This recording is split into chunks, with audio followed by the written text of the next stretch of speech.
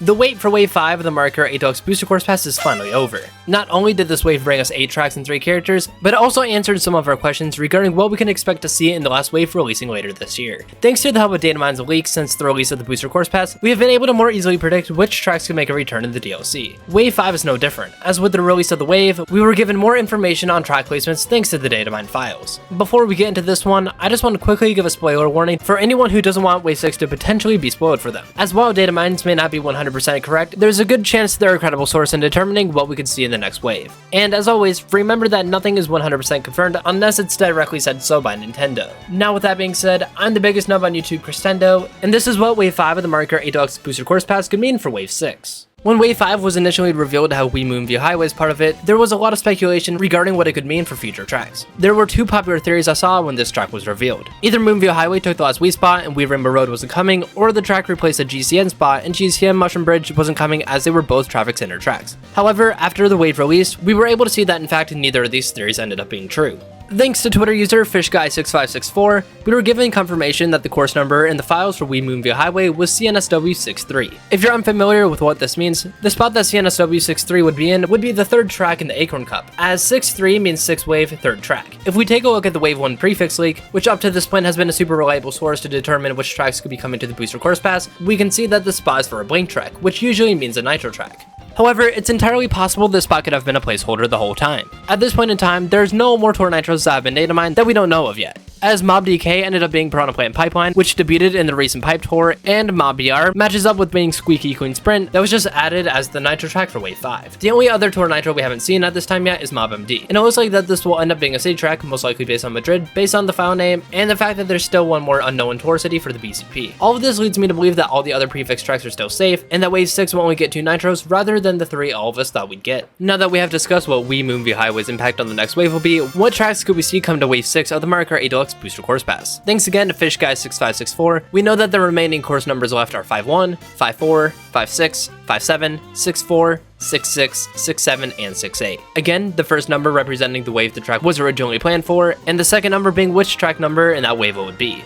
If we take a look at the prefix leak again, we can see that these course numbers represent the following: 5-1 Tour, 5-4 Tour, 5-6 GCN, 5-7 SNES, 6-4 Nitro, 6-6 GCN, 6-7 Nitro, and 6-8 Wii. That means altogether, the last wave will have 2 Tour City tracks, 2 Nitro tracks, 2 GCN tracks, 1 SNES track, and 1 Wii track. So we know where the tracks will be from, but what will the tracks be? Let's get the most obvious picks out of the way, being the tour tracks. Starting off with the Nitros, we already know what these 2 will be: Piranha Plant Cove and Piranha Plant Pipeline. Since these 2 are the only 2 remaining tour Nitros that are currently not in the Booster Course Pass, it's a no-brainer that these 2 will be the Nitros for this wave. Similar to the Nitros, we already know for sure what one of the cities for Wave 6 will be, and have a good idea of what the second is. For the one we know 100% is coming, we have Roma Vanti, which debuted in the 2023 Night Tour. Now for the other city, it isn't 100% confirmed, but as mentioned before, the data mined Mob MD is most likely going to be a track based on Madrid, Spain. We don't know the name or the layout for this one yet, but for the time being, I'm just going to call it Madrid Motorway. Now for the remaining retro tracks, we'll go in the order the games were released, starting off with the SNES track. Once again, I feel there's one obvious answer for this one, being SNES Bowser Castle 3. If we look at the tour remake for this track, this one was obviously made with the Booster Course Pass in mind, as it's considered one of the better looking tour tracks, and there's a section of this track that is insanely elevated that just begs an anti-gravity section. If Nintendo decides to be absolutely crazy, there's a slim chance that SNES Vanilla Lake 2 could be the last Super Mario Kart track, as we currently don't have any winter-based tracks in Wave 6 since Vancouver was brought up a wave, but I really don't think they'd do this, and definitely hope they won't.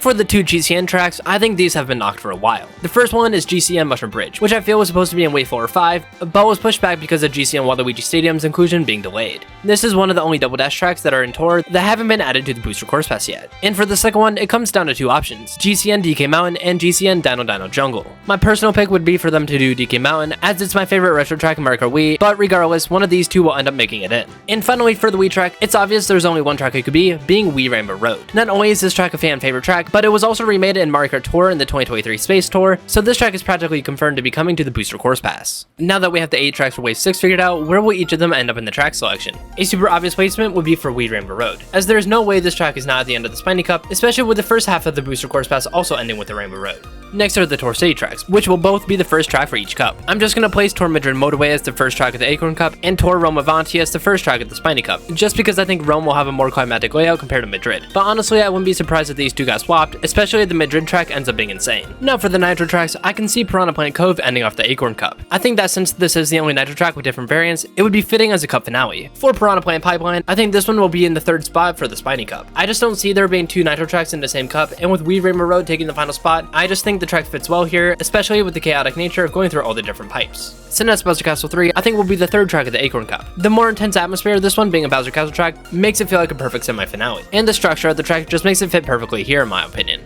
Now lastly, for the GCN tracks, we have two spots remaining, the second track of both the Acorn and Spiny Cup. I think of the two, GCN Mushroom Bridge fits better in the Acorn Cup, as it feels like it would be a good way to ease into the later tracks as it's a little more simplistic than the rest of the wave. That leaves GCN Deacon Mountain to be the second track of the Spiny Cup, which I think is a perfect spot for it. I just think being launched to the top of a mountain and making your way down through the rough, bumpy terrain is fitting for the last cup. And since this is a fan favorite retro course in Mario Kart Wii, which is a game known for having an insane amount of spiny shells, I just think the track fits perfectly.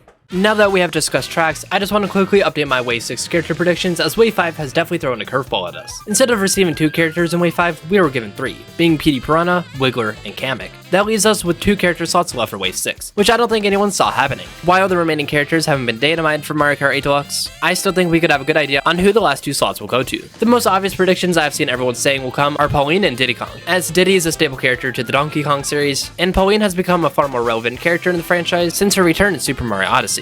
Now what if I were to tell you I don't think either of these two are coming to the final wave? I hear you all gasping and calling me insane, but here's what I think is going to happen. Nintendo says we will be getting returning characters from across the Mario Kart series, and so far we have gotten 4, 2 from Double Dash, 1 from 7, and 1 from Tour. If we were to get Pauline and Diddy Kong in Wave 6, that means our totals would go up to 3 Double Dash characters, as Diddy debuted as Donkey Kong's partner in the game, and 2 Tour characters, as Pauline also debuted in Tour similar to Kamek. Keep in mind, they said characters from across the Mario Kart series, and there's still games that don't have any character representation in the DLC roster yet, being Super Mario Kart 64, Mario Kart Super Circuit, Mario Kart DS, and Mario Kart Wii. We can already knock out representation from 64 and Super Circuit, as the roster from those games are already in the base roster, as well as Super Mario Kart, as there's literally no chance Donkey Kong Jr. is coming back. That leaves us with 2 games left to be represented, Mario Kart DS and Mario Kart Wii. If we take a look at these games' rosters, we can in fact see that there's exactly 1 character from each that aren't in Mario Kart 8 Deluxe yet. These characters are Funky Kong from Mario Kart Wii and Rob from Mario Kart DS. You can call me crazy all you want, but I think Nintendo would want at least 1 character from each game represented in the DLC, so I think Funky Kong and Rob will be the final 2 characters in the Mario Kart 8 Deluxe Booster Course Pass.